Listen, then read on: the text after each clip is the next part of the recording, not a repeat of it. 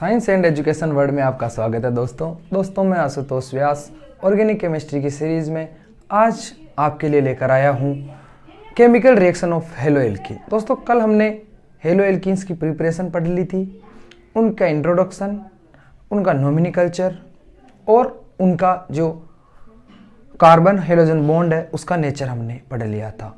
तो दोस्तों आज हम चर्चा करने वाले हैं कि जो मोनो एल्केन होते हैं उनकी केमिकल रिएक्शंस क्या होती है, उनमें भी जो आज हम पढ़ेंगे, आज हम सिर्फ न्यूक्लियोफिलिक सब्स्टिट्यूशन रिएक्शंस पढ़ेंगे क्योंकि यह काफ़ी लेंथी है, इसलिए हम इनको टुकड़ों में पढ़ेंगे ताकि हम बोर ना हो और सारी चीज़ें हमें अच्छी तरह से समझ में आए। तो दोस्तों जो न्यूक्लियोफिलिक सब्स्टिट्यूशन रिएक्शन होती है वो दो प्रकार की होती है, ठीक है। और एलिमिनेशन रिएक्शन और रिएक्शन विथ मेटल और रिडक्शन रिएक्शन, ऐसे करके चार टाइप की रिएक्शन हेलो एल्केन देते हैं जो अपने लिए एग्जाम की दृष्टि से, आईआईटी की दृष्टि से और नीट की दृष्टि से बहुत इंपॉर्टेंट है।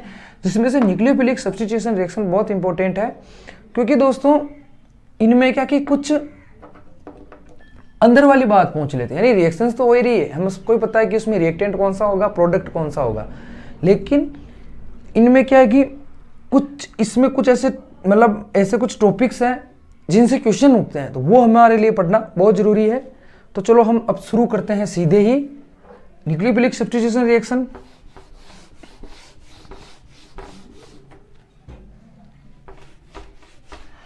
तो जो न्यूक्लियोफिलिक सब्स्टिट्यूशन रिएक्शन है, यानी कि इसको हिंदी में बोलते हैं नाभिक स्नेही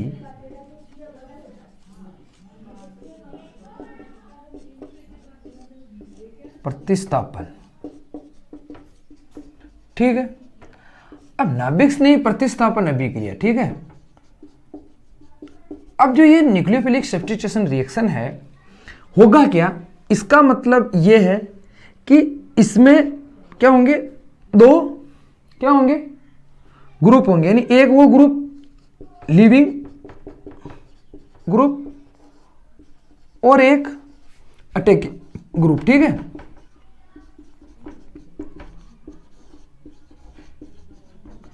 यानी मेरे कहने का मतलब यह है कि जब ये रिएक्शंस होगी तो इसमें दो ग्रुप होंगे, लिविंग ग्रुप, अटैकिंग ग्रुप, और ये दोनों ही ग्रुप न्यूक्लियोफिलिक होंगे, ठीक है। दोनों ही न्यूक्लियोफिलिक होंगे। कहने का न्यूक्लियोफिलिक से यहां मतलब है, दोनों ही न्यूक्लियोफिलिक से यहां मतलब है कि उनके ऊपर कौन सा चार्ज होगा, नेगेटिव चार्ज होगा, ठीक है, और या उनके पास कोई ना कोई क्या होगा, लोन पेयर होगा, ठीक है। समझ गए आप चीज। अब क्या है कि जो अब है ना, ये न्यूक्लियोफिलिक रिएक्शंस भी दो प्रकार की होती है, ठीक है, SN1 और SN2। अब ये ऐसे क्यों है, SN1 और SN2 क्यों है, क्योंकि जो हमारे पास जो हेलो एल्केन है वो हमारे पास तीन प्रकार के हैं, देखो 3 डिग्री, 2 डिग्री एंड 1 डिग्री, ठीक है। तो 3 डिग्री, 2 डिग्री और 1 डिग्री, इनकी वजह से क्या है कि रिएक्शंस जो है ना उसका जो हम स्पीड डिटरमाइन जो स्टेप है, ठीक है, जो उसका HDS है वो अलग अलग स्टेप में हमें मिलता है। उसके लिए क्या होता है, जो न्यूक्लियोफिलिक और जो हमारा रिएक्टेंट है वो क्या करते हैं, उनकी कंसंट्रेशन पे निर्भर करता है, ठीक है।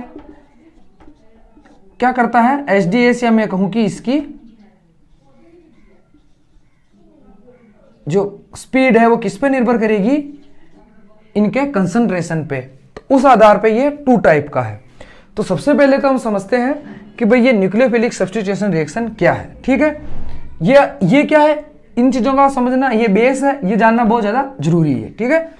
अब देखो न्यूक्लियोफिलिक सब्स्टिट्यूशन रिएक्शन में क्या होता है, एक बार हम टाइप की बात ना करके सीधे ये बात करें कि भाई न्यूक्लियोफिलिक सब्स्टिट्यूशन रिएक्शन में क्या होता है। देखो आपको पता है कि जो हमारा हेलो एल्केन है, ठीक है, या मैं कहूं कि जो हमारा एल्किल हैलाइड है, ठीक है, दोनों एक ही बात है। जो हमारा एल्किल हैलाइड है वो एल्किल हैलाइड जो है उस उसका जो बॉन्ड है, ठीक है, यानी मान लो ये मेरा कार्बन और ये मेरा हेलोजन, तो इनका जो बॉन्ड है वो पोलर होता है। रीजन क्या है? रीजन ये है कि जो इलेक्ट्रोनेगेटिविटी है वो हेलोजन की कार्बन से ज्यादा होती है, उसकी वजह से इनका बॉन्ड पोलर होता है, जिस वजह से क्या होता है कि ये इलेक्ट्रॉन के पेयर को अपनी ओर खींचे हुए रहता है, जिसकी वजह से इस पर पार्शियली नेगेटिव और इसके ऊपर पार्शियली पॉजिटिव चार्ज आ जाता है, जिसकी वजह से क्या होता है कि ये जो हेलोजन है वो एक नाभिक स्नेही या न्यूक्लियोफिलिक की तरह क्या करने लगता है, बिहेव करने लग जाता है, और इसमें कार्बोकेटाइन, ठीक है, क्या है, कार्बोकेटाइन या कार्बोनियन, ठीक है, कार्बोनियन, याद रखना, कार्बोनियम और कार्बोनियन, तो क्या बन जाता है, कार्बोनियम, कार्बोनियम आयन, ठीक है। अब कार्बोनियम आयन से अगर न्यूक्लियोफिलिक यहां से अलग हुआ है, सेपरेट हुआ है, तो इसका मतलब उस पर वापस जो अटैक करने वाला ग्रुप भी कौन सा होगा, न्यूक्लियोफिलिक होगा, ठीक है। अब ये 2 टाइप की है, तो 2 टाइप की कैसे है देखते हैं, चलो ठीक है। अब मैंने क्या कहा कि भैया 2 टाइप की, तो जो पहली है वो है SN1, ठीक है, समझ रहे हो,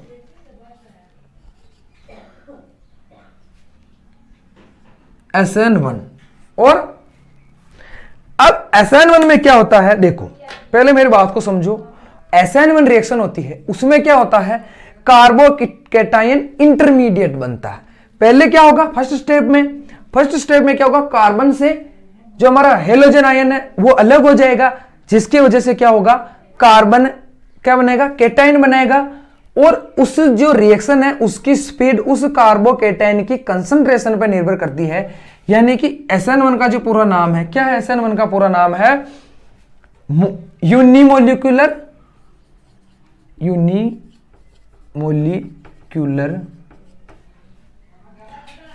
न्यूक्लियोफिलिक सब्स्टिट्यूशन रिएक्शन, ठीक है, शॉर्ट में लिख दिया मैंने।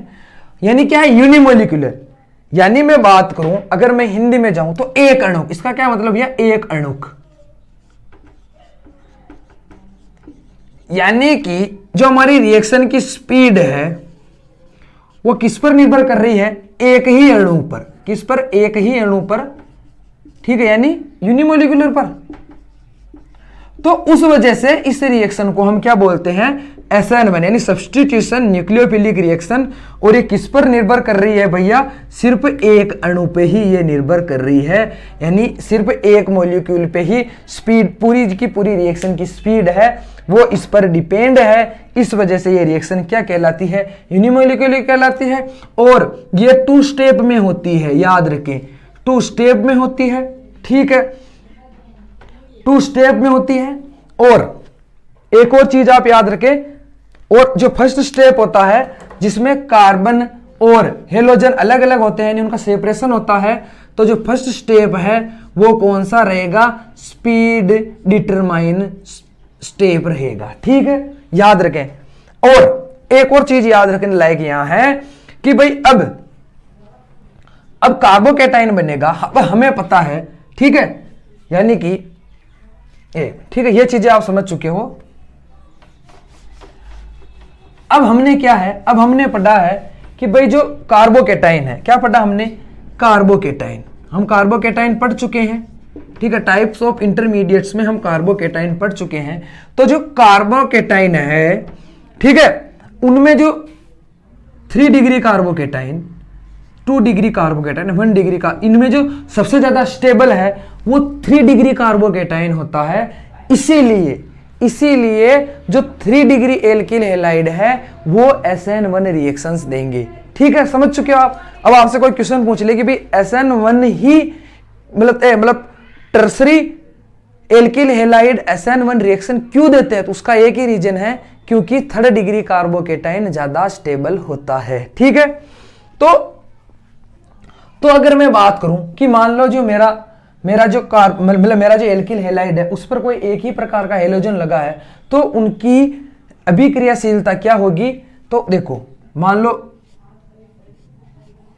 ये कोई एक ही लगा, ठीक है।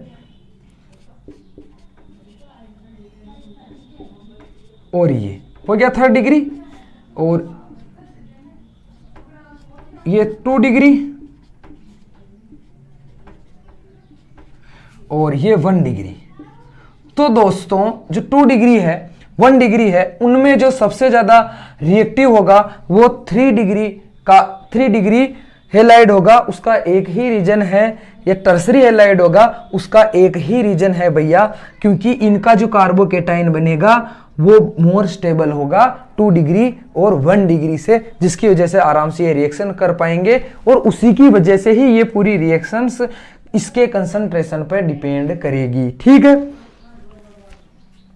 अब देखो और एक और बात, अब जैसे ही मान लो ये कार्बोकेटाइन बन गया, ठीक है, तो अब इस कार्बोकेटाइन पे क्या है कि ये कार्बोकेटाइन बना, ठीक है, और यहां से ये हट गया।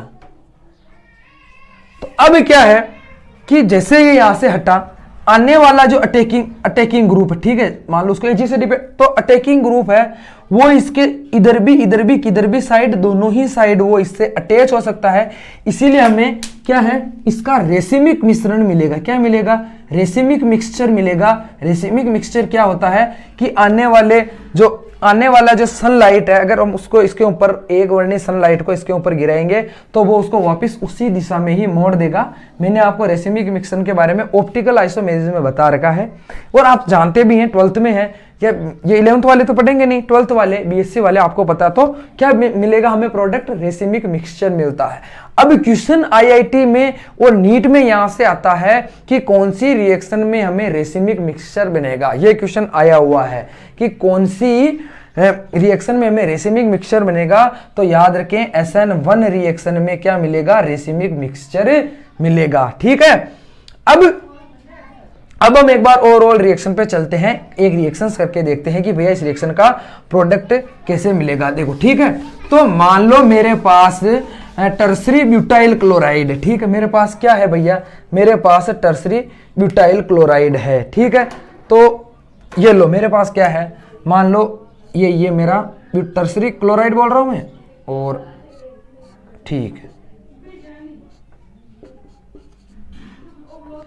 अब क्या होगा, मैंने कहा कि ये 2 स्टेप में होगी। तो फर्स्ट स्टेप में क्या होगा? देखो, स्टेप फर्स्ट में क्या होगा कि स्टेप फर्स्ट होगा, ठीक है, ये होगा स्लो होगा। हमेशा ध्यान रखें, जो भी स्लो स्टेप होगा उसी में ही स्पीड की डिटर्मिनेशन की जा सकती है, फास्ट वाले में नहीं, ठीक। अब ये स्लो स्टेप है, और इसमें क्या होगा कि यहां से कार्बन मतलब जो कैटायन और जो अपना न्यूक्लियोफिलिक है वो दोनों सेपरेट हो जाएंगे, ठीक है।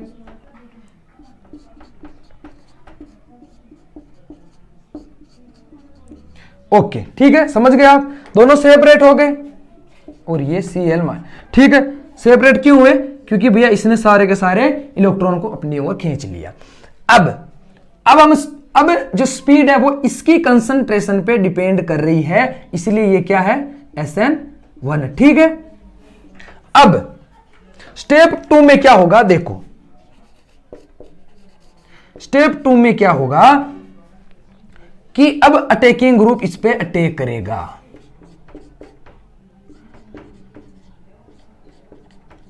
अब जैसे उसने इस पे अटैक किया, ये पॉजिटिव है। अब मान लो यहां पर मैं जलीय KOH ले रहा हूं, कौन सा ले रहा हूं? जलीय KOH। तो इसका OH आयन इस पे अटैक करेगा, ठीक है। यहां पर मान लो मैं आपको बता देता हूं क्या होगा कि ये KOH, ये दोनों पहले यहां से सेपरेट हो जाएंगे और मुझे मिलेंगे K+ और OH-, ठीक है। ये बेसिक है इसलिए OH- होगा, और ये इस पर अटैक करेगा और मुझे मिलेगा CH3 CH3 और ये OH, यानी मुझे मिलेगा टर्सरी ब्यूटाइल, ठीक है, एल्कोहल, ठीक है। समझ गए मुझे टर्सरी एल्कोहल, ब्यूटाइल एल्कोहल कहां से मिला? जब मैंने टर्सरी एल्किल क्लोराइड से इसकी रिएक्शन करवाई, ठीक है। तो ये इसकी ओवरऑल रिएक्शन है, और यही SN1 रिएक्शन है। स्पीड डिटर, और ये बहुत फास्ट स्टेप है, ठीक है। क्यों कहते हैं इसको SN1? आप समझ चुके हो। अब हम चलते हैं SN2 पे।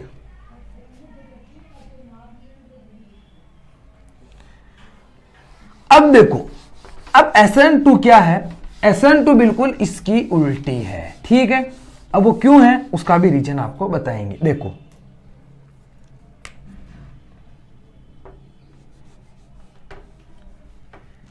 अब SN2 में क्या होता है, अब SN2 रिएक्शन में क्या होता है कि जो क्या होता है SN2 में, इनमें क्या होता है कार्बोकेटायन या कार्बोएनायन जैसा कोई भी इंटरमीडिएट नहीं बनता है। इनमें क्या होता है, इनमें एक ट्रांजिशन स्टेट बनती है, ठीक है। अब ट्रांजिशन स्टेज क्या होती है, ठीक है। ट्रांजिशन स्टेज में क्या होता है, या जिसको हम कह सकते हैं क्या बोलते हैं हिंदी में, संक्रमण अवस्था, ठीक है।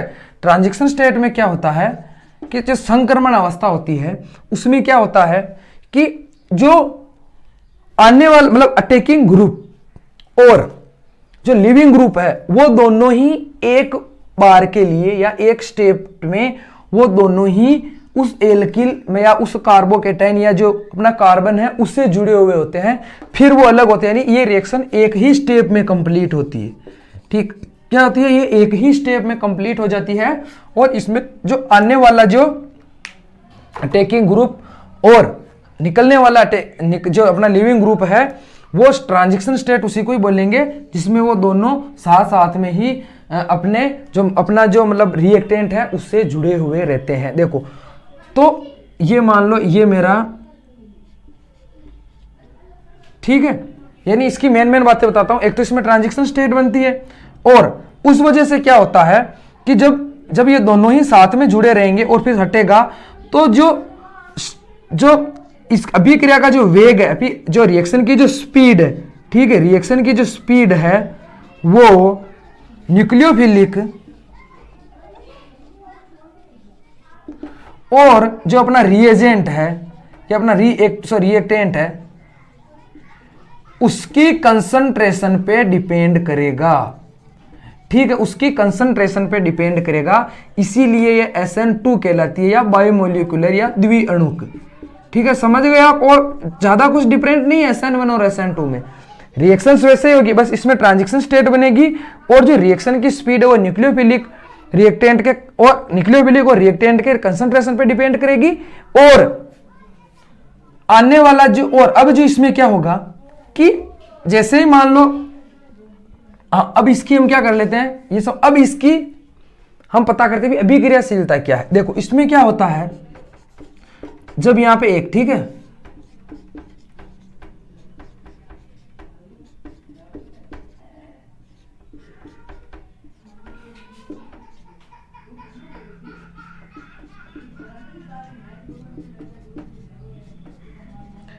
अब देखो इसमें क्या होता है, जो सबसे ज्यादा रिएक्टिव है वो प्राइमरी एल्किल हैलाइड होता है, ठीक है। अब प्राइमरी एल्किल हैलाइड क्यों होता है, देखो प्राइमरी एल्किल हैलाइड इसलिए होता है कि मैंने कहा कि इसमें जो न्यूक्लियोफिलिक और रिएक्टेंट दोनों की ही कंसंट्रेशन पे डिपेंड करेगा, ना तो ये पूरी तरह से हटेगा ना ये पूरी तरह से अटैच होगा, वो वाली एक स्टेट आएगी जिसको ट्रांजिशन स्टेट कहते हैं। तो क्या होगा, अगर इसके चारों ओर मान लो इतने सारे ग्रुप है तो ये क्या करेंगे, स्टेरिक हिंड्रेंस या जिसको त्रिविम बाधा कहते हैं वो उत्पन्न करेंगे, जिसकी वजह से आने वाला ग्रुप इससे अटैच नहीं हो पाएगा। इसकी वजह से इसमें 1 डिग्री ज्यादा रिएक्टिव होता है। और इसमें क्या होता है कि आने वाला ग्रुप सिर्फ उसके विपरीत, यानी कि जैसे मान लो इधर मेरा ये लगा तो इसके इस साइड ही क्या होगा कि जैसे ये मेरा मान लो एल्किल हैलाइड है तो आने वाला जो न्यूक्लियोफिलिक है वो इसके इधर ही अटैच होगा, यानी उसकी विपरीत दिशा में अटैक होता है। इसको हम वाल्डन प्रतिपन क्या बोलते हैं, वार्डल प्रतिपन या वाल्डन इन्वर्जन बोलते हैं इस चीज को। और हमेशा ध्यान रखें कि वो उसके बैक साइड ही अटैक रहेगा, क्योंकि उधर की साइड तो वो लगा हुआ ना, अभी इधर की साइड तो मान लो ये मेरा है, इस साइड तो ये लगा हुआ है। ट्रांजिशन स्टेट में क्या होगा, ये भी थोड़ा सा जुड़ा रहेगा, ये भी थोड़ा सा न्यूक्लियोफिलिक जुड़ा रहेगा, तो यानी ये इसके बैक साइड में अटैक रहेगा। और इस बैक साइड से अटैक से हमें क्या होगा कि जो अगर हम उसकी कंफर्मेशन देखें तो वो जो अपना रिएक्टेंट है प्रोडक्ट उसका ठीक हमें उल्टा मिलेगा, और इस चीज को हम क्या बोलते हैं, वाल्डन इन्वर्जन बोलते हैं, ठीक है। अब क्वेश्चन ये आता है कि वाल्डन जो इन्वर्जन है वो कौन सी रिएक्शन में होता है, तो वो SN2 रिएक्शन में होता है, ठीक है। ये बात आप अपने क्या कर लें, गांठ बांध लें, उसको याद कर लें। ठीक, अब आप यहाँ पे एक चीज को समझ गए हैं कि जो टर्सरी है अपने एल्किल हैलाइड वो क्या देते हैं SN1, और जो 1 डिग्री है एल्किल हैलाइड वो क्या देते हैं SN2। ठीक है, समझ गए इस चीज को एक बार के लिए आप याद रख लो। अब आपके दिमाग में यार एक क्वेश्चन आ रहा होगा कि जब तो ये दोनों ये रिएक्शन देते हैं तो जो सेकेंडरी है वो कौन सी रिएक्शन देते हैं, उसकी चर्चा करेंगे इसके बाद में। पहले हम इसकी एक बार एक रिएक्शन देख लेते हैं कि कैसे रिएक्शन हो रही है और हमें कौन सा प्रोडक्ट मिल रहा है। ठीक है, अब देखो, अब मान लो मुझे क्या प्राप्त करना है। ठीक है, अब इसमें मतलब कैसे देखो ट्रांजिशन स्टेट बनेगी, कैसे क्या होगा देखो। अब इसमें क्या होगा आपको पहले ही पता है कि इसमें क्या होगा। ठीक है, इसमें देखो मान लो मैंने अब इसमें प्राइमरी काम में आएगा तो ये मेरा कोई प्राइमरी क्लोराइड मान, ठीक यही मान लो। अब मैं इसकी रिएक्शन मान लो KOH से करवाऊं, कौन से KOH से, एक्वस से। ठीक है, याद रखें एक्वस से कराऊंगा तब ही सब्स्टिट्यूशन होगा। अगर मैं एल्कोहलिक KOH से रिएक्शन करवा दूंगा तो मुझे एलिमिनेशन रिएक्शन मिलेगी। याद रखें KOH की आराम से। आप एक एक रिएक्टेंट को भी, अगर आप एक एक रिएजेंट को भी पकड़ लें और वो कौन सी रिएक्शन दे रहे हैं तो भी ऑर्गेनिक केमिस्ट्री आपके लिए आसान है। इसका मैं एक सेशन लूंगा जिसमें आपको सारे रिएजेंट लिखूंगा और कौन सा रिएजेंट कौन सी रिएक्शन देता है, क्यों देता है, वो मैं आपको बताऊंगा। उसकी एक मतलब आप एक पेज में उसको लिख ले, अगर आप उसको भी पढ़ गए तो आप आराम से ऑर्गेनिक केमिस्ट्री की जो रिएक्शन मैकेनिज्म वाले क्वेश्चन है वो आप, मैं कह रहा हूं 5 मिनट में सोल्व कर देंगे। ठीक है, अब क्या होगा, ये अलग होगा। अब जो हमारी ट्रांजिशन स्टेट बनेगी उसमें क्या होगा देखो, अब ये भी थोड़ा थोड़ा सा हटेगा। ठीक है,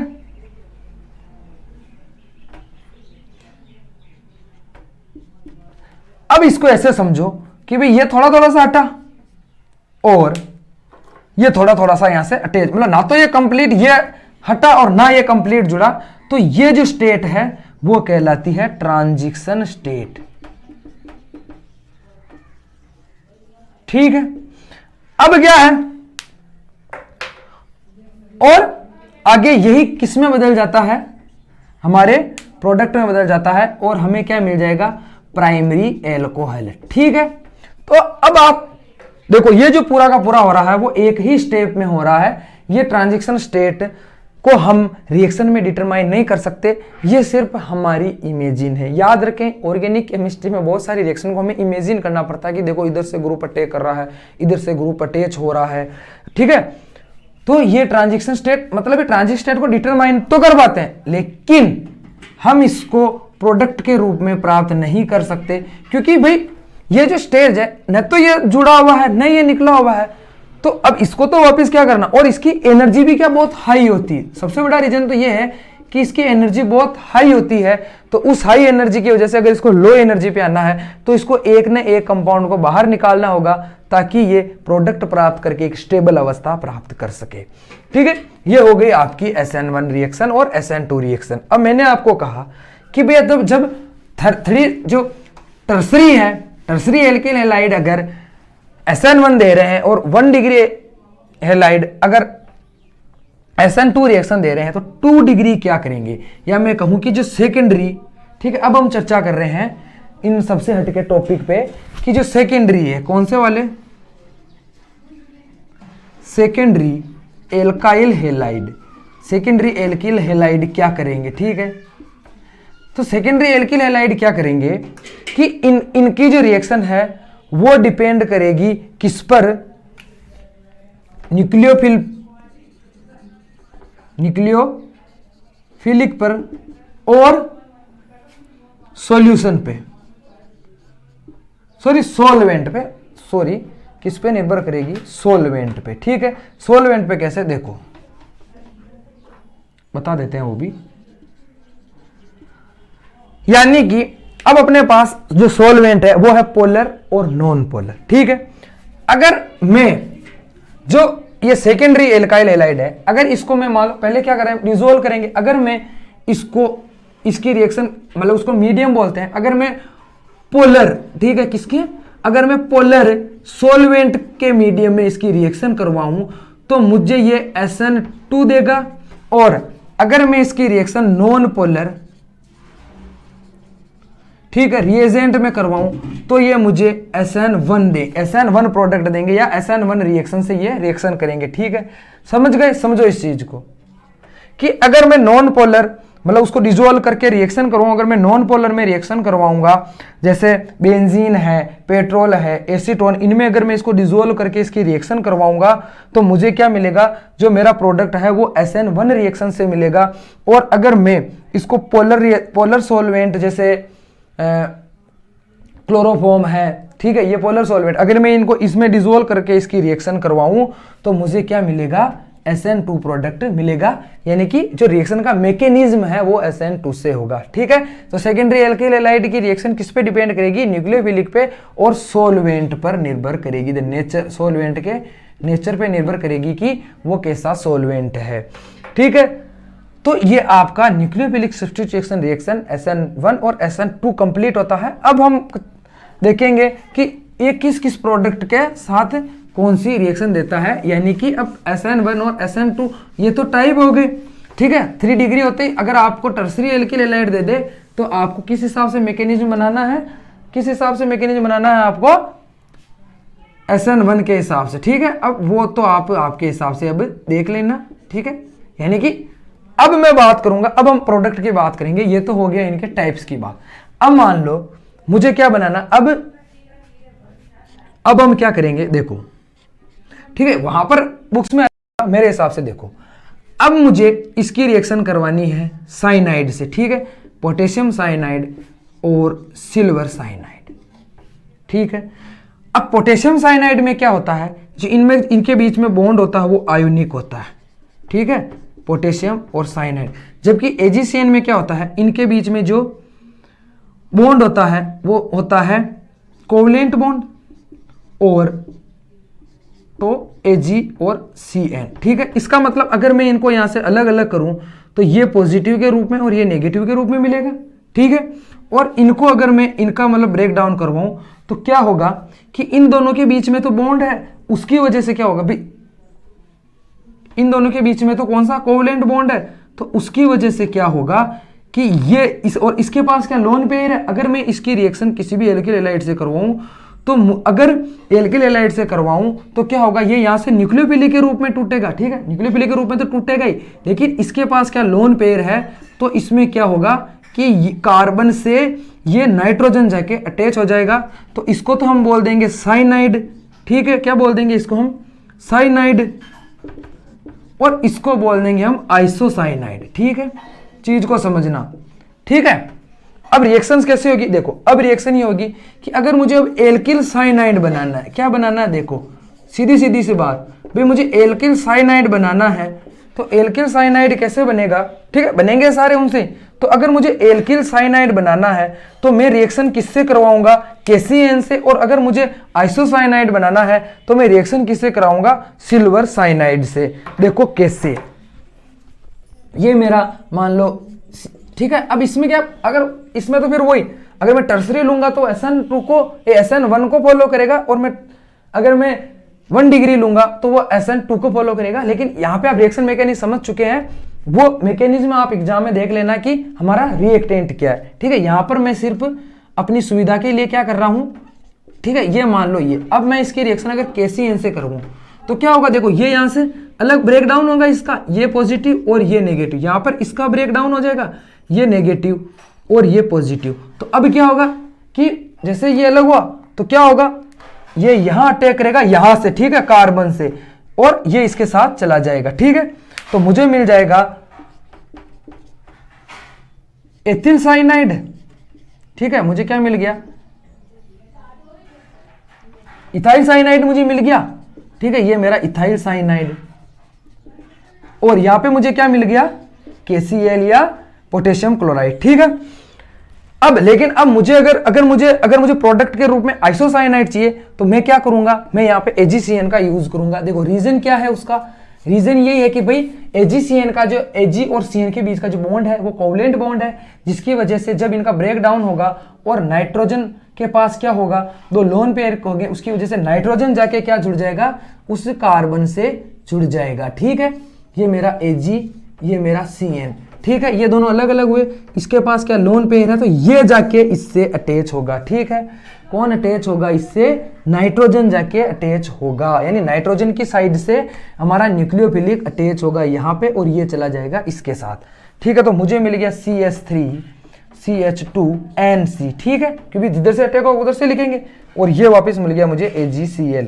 यानी अब मैं इसको क्या कहूंगा, इथाइल आइसोसाइनाइड। ठीक है, समझ गए आप इस चीज को। ठीक है, देखो मैं आपको अलग अलग भी बता सकता था कि एक बार के लिए मैं आपको कहता था कि एल्किल साइनाइड प्रोडक्शन और एक साइड, लेकिन अगर मैं दोनों को इसलिए साथ में समझा रहा हूं क्योंकि एग्जाम में इनसे ऐसे क्वेश्चन आते हैं और हम कंफ्यूज होकर हम इससे भी क्या करते हैं, एल्किल साइनाइड बना देते हैं, और इससे भी एल्किल साइनाइड बना देते हैं, लेकिन इससे एल्किल आइसोसाइनाइड बनेंगे। ठीक, क्या बनेंगे इनसे, एल्किल आइसोसाइनाइड। ठीक है, हो गया। अब वैसा का वैसा ही क्या है, अब हम किसकी सिंथेसिस करेंगे, अब हम सिंथेसिस करेंगे एल्कोहल की। ठीक है, वैसे हमने एल्कोहल की सिंथेसिस SN2 और SN1 में की। ठीक है, लेकिन रुको,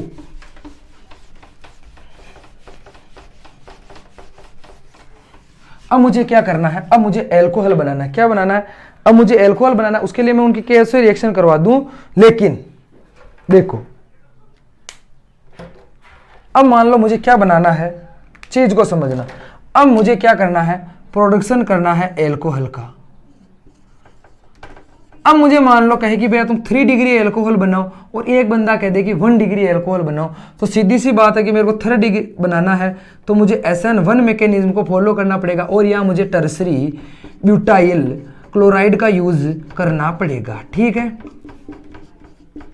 ठीक है, एक बार के लिए क्या होगा, यहाँ पे मुझे क्या मिलेगा, इंटरमीडिएट मिलेगा, किसके रूप में, कार्बोकेटाइन के रूप में। ठीक है, और सेकेंड बार में क्या होगा, ये KO से अटैक करेगा, और ये टू स्टेप में होगा। ठीक है, समझ गए ना, मेरे को SN1 2 समझाने का रीजन यही। और अब मुझे कहेगी भैया मुझे 1 डिग्री बनाना है, तो देखो 1 डिग्री किससे बनेगा, सीधा सा यहाँ पे KOH ट्रांजिशन स्टेट बनेगी। देखो चीजों को सीधी सी समझने की कोशिश करो, और इसमें अटैक इस साइड से होगा, उसका रीजन क्या है, क्योंकि ये पहले ही यहाँ से अटैच है। मैं इसको डैश डैश बनाता हूँ, और मुझे क्या मिल गया, ये मेरा इथाइल एल्कोहल, और ये मुझे मिल गया टर्सरी ब्यूटाइल एल्कोहल। ठीक है, समझ चुके, बात की गंभीरता को समझो। ठीक है, ये हो गया मेरा एल्कोहल का निर्माण। अब इनमें भी आपको पूछे कि भाई कि अभिक्रियाशीलता किसकी ज़्यादा होगी, तो ऑब्वियसली है अगर मैं SN1 को फॉलो करूँगा तो टर्सरी, फिर सेकेंडरी, फिर प्राइमरी, और अगर मैं SN1 को फॉलो करूँ तो मुझे SN2 को फॉलो करूँ तो मुझे 1 डिग्री 2 डिग्री और 3 डिग्री, ये इनकी अभिक्रियाशीलता का क्रम होगा। ठीक है भाई, 3 डिग्री तो ऑब्वियसली हो गई। ठीक है,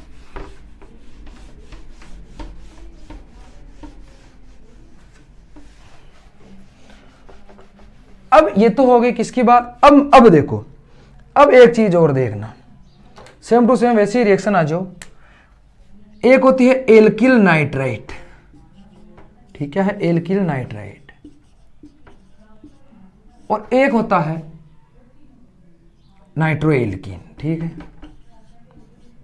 स्ट्रक्चर का अलग अलग है। देखो इसमें क्या होगा, जो एल्किल ग्रुप है वो नाइट्रो कंपाउंड के ऑक्सीजन से अटैच होगा, और एल्किल नाइट्राइड में क्या होगा कि वो किससे अटैच होगा, नाइट्रोजन से। ठीक है, समझ चुके हो। तो इसमें भी वही चीज है, सीधा सा क्या है कि भैया देखो, इसमें भी मैं वही लूंगा, ये। ठीक है, अब ये क्या है, ये इन दोनों के बीच आयोनिक बॉन्ड बना है, तो इनमें क्या होगा, इनकी स्ट्रक्चर कुछ इस तरह से होगी। तो होगा क्या कि आयनिक तो इससे बना होगा, ठीक, चीज को समझना, लेकिन इलेक्ट्रोनेगेटिविटी ज्यादा है, तो ये क्या करेगा, जैसे यहां से टूटेगा ये भी इसके बॉन्ड को अपनी ओर खींच लेगा, तो नेगेटिव ये हो जाएगा। उसकी वजह से क्या होगा, जो एल्किल ग्रुप है वो ऑक्सीजन से अटैच होगा, जबकि इनमें क्या होता है कि मैंने आपको पहले ही बताया कि इनके बीच कोवलेंट बॉन्ड होता है, तो उसकी वजह से ये जल्दी से टूट जाएगा और यहाँ पे NO2 जाके नाइट्रोजन जाके उससे अटैच होगा। ठीक है, अब प्रोडक्ट मुझे बनाना है। अब मुझे फॉर्मेशन किसका करना है? अगर मुझे एल्किल नाइट्राइट का फॉर्मेशन करना है, किसका? तो मैं क्या करूंगा? मैं करूंगा अभी मान लो ये मेरा CH3, ये मेरा CH2 और ये Cl है, तो मैं इसकी रिएक्शन किससे कराऊंगा? KNO2 से। ठीक है, पोटेशियम नाइट्राइट से कराऊंगा। तो अब यहां पर क्या करें कि आप पोटेशियम नाइट्राइट को इसकी स्ट्रक्चर के साथ ही लिख दें। ठीक है, तो अब मुझे क्या मिलेगा यहां पे? तो अब मैंने कहा ना इसका ऑक्सीजन अटैच होगा, ये इसका ऑक्सीजन और ये N और ये डबल बॉन्ड। ठीक है, तो मुझे क्या मिल गया? Alkyl nitrite. ये क्या कहलाएगा? ये एल्किल नाइट्राइट। अब मुझे मान लो ठीक है, नाइट्रो एल्काइल मुझे बनाना है। ठीक है, तो मैं क्या करूंगा? वही CH3 CH2 Cl प्लस में AgNO2 लूंगा। ठीक है, Ag। ठीक है, स्ट्रक्चर को ऐसे ही बनाओ। तो अब ये N जाके इससे अटैच होगा और मुझे मिलेगा CH3 CH2 NO2। ठीक है, ये कहलाएगा नाइट्रो एथेन। ठीक है, समझ गए आप? अब चीज को समझ गए? अब क्या है? अब ये सब चीजें तो आ गई। ठीक है, अब क्या है?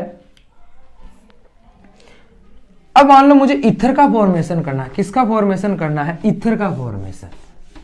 ठीक है, अब क्या होता है ईथर के फॉर्मेशन में? क्या होता है कि हम यहां पे हमारा जो मेन रिएक्टेंट तो वही रहेगा, लेकिन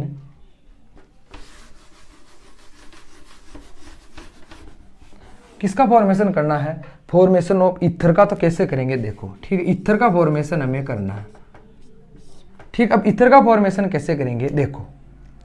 मैंने कहा यहां पर हम क्या करेंगे? ईथर के फॉर्मेशन में ईथर का आराम से हम फॉर्मेशन कर सकते हैं। इसके लिए हम रिएजेंट चेंज करेंगे। ठीक है, देखो अगर पहली बार मान लो CH2X, ठीक है, X मान लो, और यहां पर अगर मैं किसका यूज करूं? सिल्वर ऑक्साइड का। तो क्या होगा देखो, तो मुझे क्या, अगर मैं सिल्वर ऑक्साइड का ले रहा हूं, अगर मैं ईथर की बात कर रहा हूं, तो ईथर में 2 एल्काइल ग्रुप होते हैं। इसका मतलब मुझे इसके 2 मोल लेने पड़ेंगे और मुझे मिलेगा CH3 CH2 और ये O CH3 CH3 ये। ठीक है, समझना इस चीज को कि अगर मैं यहाँ Ag2 लूं तो मुझे कितने मोल लेने पड़ेंगे? 2 मोल लेने पड़ेंगे। लेकिन मान लो अगर मैं एक ही मोल लेना चाहूं तो मुझे क्या करना पड़ेगा देखो। ठीक है, इसका नाम तो हो जाएगा, ये क्या हो जाएगा? Die ethyl ether. ठीक है, अब देखो, अब इसमें एक बहुत बढ़िया, अब मान लो मैं चाहूं कि नहीं यार मैं तो एक ही मोल का यूज करूं, तो मैं क्या करूंगा देखो।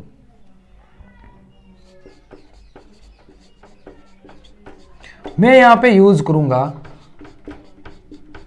सोडियम एथोक्साइड का। किसका यूज करूंगा मैं? सोडियम एथोक्साइड का। तो क्या होगा, ये सोडियम यहां से इसको अलग करेगा, ये हो जाएगा नेगेटिव और ये हो जाएगा पॉजिटिव, क्योंकि इसकी ज़्यादा रहती है। यहाँ से ये अलग होगा, ये हो जाएगा पॉजिटिव, ये हो जाएगा नेगेटिव, यानी ये यहाँ अटैक करेगा और ये उसके साथ चला जाएगा, यानी मुझे मिलेगा CH3 CH2 O C2। हाँ, यहाँ पे इसको CH3 ये लो। ठीक है, तो मुझे मिल गया, क्या मिल गया मुझे? Die ethyl ether. ठीक है, और ये जो रिएक्शन है ये इंपॉर्टेंट है एग्जाम की दृष्टि से, क्योंकि इसका नाम है विलियम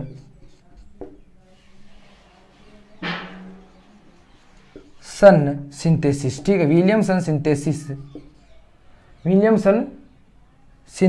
ठीक है, विलियमसन सिंथेसिस इस रिएक्शन का नाम, क्या नाम इसका? विलियमसन संश्लेषण हिंदी में। ठीक है, ये क्यों है? मैंने आपको अभी हाल ही में नीट के जो क्वेश्चन सॉल्व करवाए थे उसमें से ये रिएक्शन थी कि हमें एक प्रोडक्ट दिया और आगे ये रिएक्शन करवाई हुई। ठीक है, लेकिन मैंने आपको ये रिएक्शन वहाँ नहीं बताई थी, मतलब मैंने सिर्फ आपको प्रोडक्ट ही बताया था, क्योंकि ये रिएक्शन किस में थी? एल्किल हैलाइड में थी। ठीक है, तो आप समझे, जब भी हम सोडियम एथोक्साइड का जो रिएक्शन किसी से भी करवाएंगे तो वहाँ पर ये यहाँ से ब्रेक डाउन होगा और जो ये हमारा एथिल ऑक्साइड है ये एक न्यूक्लियोफिली की तरह वर्क करेगा। ठीक है, और ये ग्रुप पे या अपनी कार्बन चेन पे अटैक करेगा। ठीक है, ये आप समझ। अब क्या है, मैंने आपको कल ही बताया, जैसे OH को हम एल्कोहल बोलते हैं, वैसे क्या होता है कि ऑक्सीजन की जगह अगर सल्फर आ जाता है तो हम उनको थायो बोलते हैं। क्या बोलते हैं? थायो। तो क्या होगा देखो, जैसे यहाँ पर हमने यूज किया सोडियम का, वैसे वहाँ पर हम करेंगे डाइसोडियम सल्फाइड और सोडियम मरकेप्टाइड, यानी हम यूज करेंगे किसका? एस, यानी सोडियम सल्फाइड। ठीक है, क्या है ये? Sodium sulphide. और एक होता है सोडियम मरकेप्टाइड। ठीक है, मरकेप्टाइड। ठीक है, सोडियम मरकेप्टाइड। यहाँ पे क्या सोडियम और ये सोडियम और एक मतलब एक बॉन्ड तो सोडियम के साथ होता है, एक ईथर के साथ होता है, इनको बोलते हैं मरकेप्टाइड। ठीक है, जिनका यूज हम LPG गैस के अंदर डालते हैं क्योंकि इनकी एक विशेष गंध होती है। तो देखो क्या मिलेगा हमें, ये मेरा CH3CH2 मान लो X है, इससे ये रिएक्शन करेगा।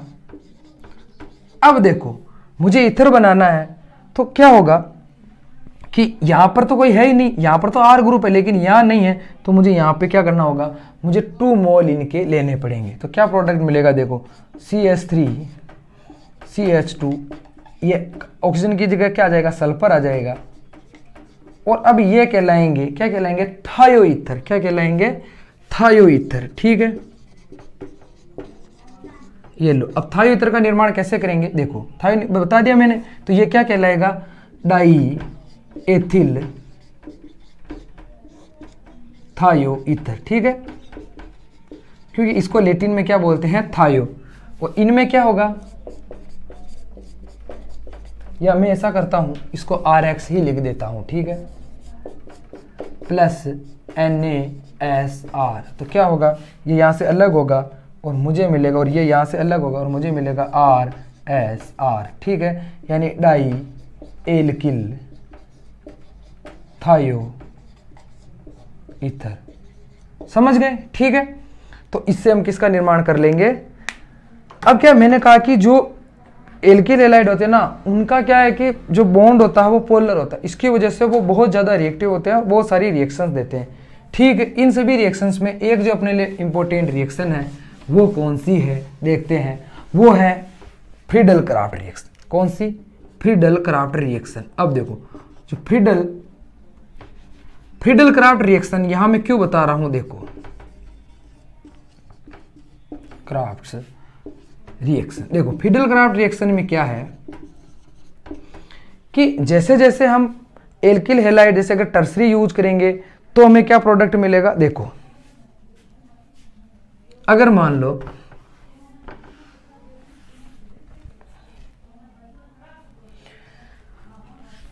ये मेरा बेंजीन, क्या है? ये मेरा बेंजीन है। ठीक है, बेंजीन है, और यहां पर मान लो मैं ये ले लेता हूं 1 डिग्री। ठीक है, या मैं इसको प्राइमरी से P से कर देता हूं। ठीक है, यहां पे कर देता हूं मैं, ये है मेरा प्राइमरी। ठीक है, हैलाइड। तो मुझे और इसकी प्रेजेंस में AlCl3, इसकी मैकेनिज्म क्या है वो मैंने आपको बता रखी। तो क्या होगा बेंजीन वाले में? ठीक है, तो यहां से अलग होगा तो मुझे क्या मिलेगा? Methyl benzene. ठीक है, मैं इसको क्या कहूंगा? Methyl benzene. ठीक है, समझना। अब मान लो यही मेरा बेंजीन है।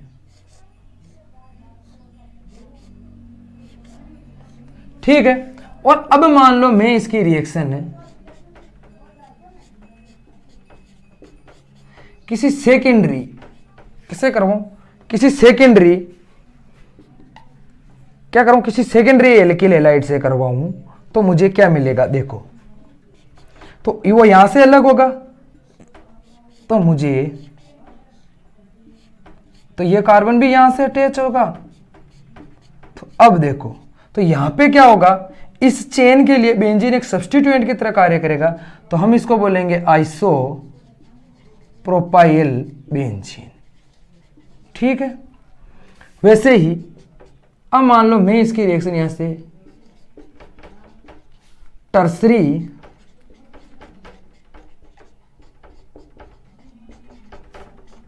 ब्यूटिल क्लोराइड से करवाऊं तो मुझे मिलेगा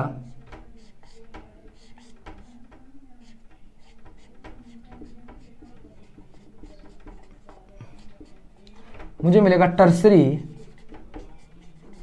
ब्यूटाइल बेंजीन।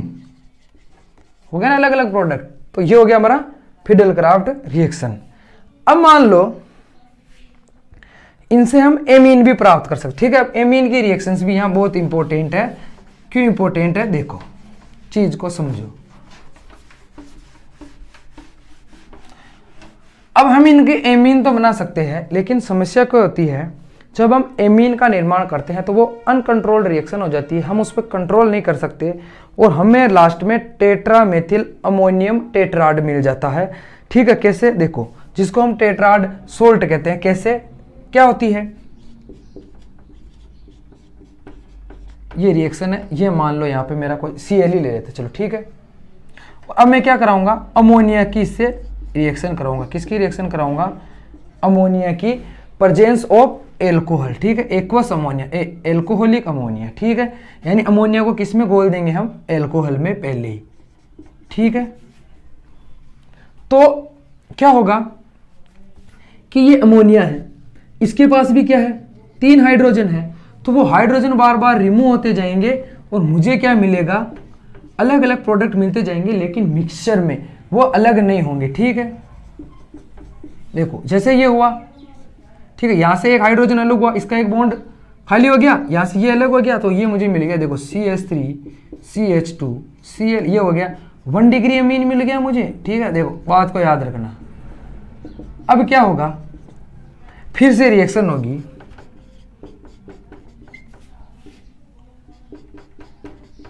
और क्या होगा, अब इसका एक हाइड्रोजन है, वो यहां पे क्या होगा, वो बाहर निकल जाएगा और मुझे मिल जाएगा CH3 CH2, यानी कि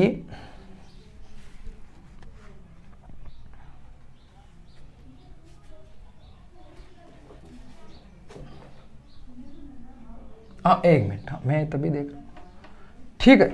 ये क्या है, ये रिएक्शन कर लेगा वापस किससे, CH3 CH2 Cl से, सॉरी।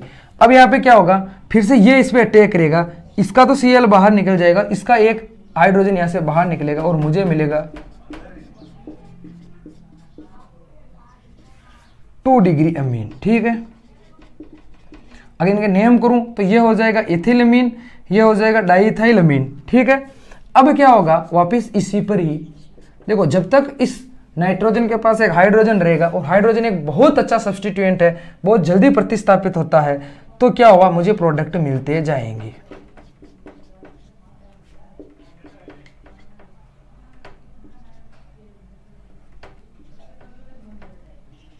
और किससे रिएक्शन होगी, CH3 CH2 ये Cl, ठीक है।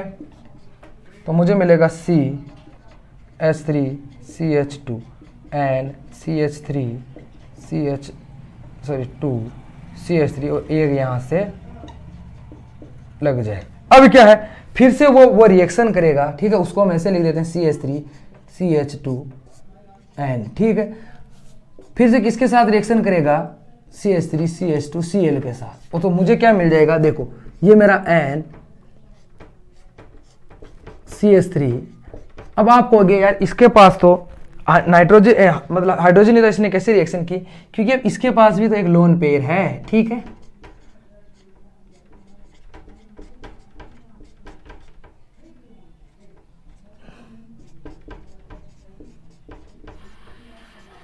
ठीक, तो ये मुझे क्या बोलेंगे हम इसको, टेट्रा इथाइल अमोनियम क्लोराइड। क्या बोलेंगे इसको, टेट्रा इथाइल, ये 3 डिग्री है, अमोनियम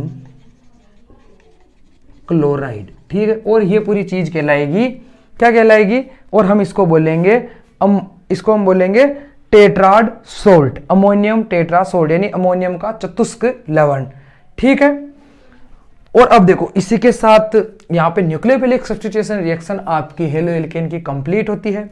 कल हम इसकी एलिमिनेशन रिएक्शन विद मेटल और रिडक्शन रिएक्शंस की चर्चा करेंगे, उनका मैकेनिज्म समझेंगे वो कैसे हो रही है। और अब तक अगर आपने चैनल को सब्सक्राइब नहीं किया है तो सब्सक्राइब कर दें, शेयर कर दें, कमेंट करके जरूर बताएं कैसा लगा ये सेशन। धन्यवाद।